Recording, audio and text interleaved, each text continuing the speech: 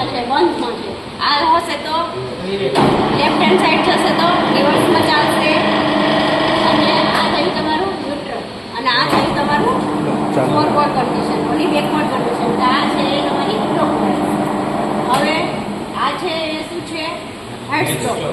પછી આ છે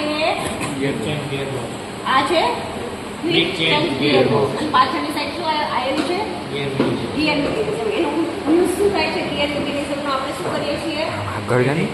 સેટિંગ કરવા માટે એનું સેટઅપ કરવું પડે. અને એનું સેટઅપ નથી થશે અહીંયા પેલા છે કે અને કયા ગિયરને કોની સાથે મેચ કરવો છે, અને એના TPI ફેટ પર ઇંચ કેટલા રાખવાના છે એ પ્રમાણે તમારે સેટિંગ કરવું પડશે. હવે આ ભાગ શું છે? આ છે એપ્રોન. એપ્રોનમાં કઈ કઈ એસેસરીઝ છે? તો આ છે પોસ્ટ, આ છે ક્રોસલાઇન, પછી આ છે આખી છે ક્રોસ લાઇન. આ ક્રોસ લાઇન છે અને આ છે કમ્પાઉન્ડ રેસ્ટ છે, અને આ ભાગ છે આ નીચેનો આ ભાગ એ શું છે? કેરેજ. શું છે? કેરેજ. હવે આ ભાગ આ શું છે? ટ્રાવેર્સિંગ હેડ.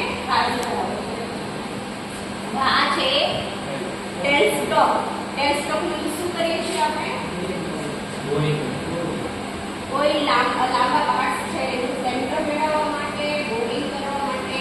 બોરિંગ કરવા શું કરશું આપણે? આના અંદર સ્લીવ એડ કરીશું. બોર્ડની સેમ સાઈઝના માપનું, બોર્ડનું જે બિલ્ડિંગ હશે એના સેમ સાઈઝના માપનું સ્લીવ નાખીશું. પછી એમાં અંદર એને એડ કરીશું, અને પછી શું કરીશું કે ટેલ સ્ટોકને અંદરની સાઈડ લઈ આવશું, નજીકની સાઈડ, અને પછી શું થશે? એનું બોરિંગ થશે. હવે મારે આને ધીરે ધીરે ઓટોમેટિક ચાલુ કરવું છે. અત્યારે જો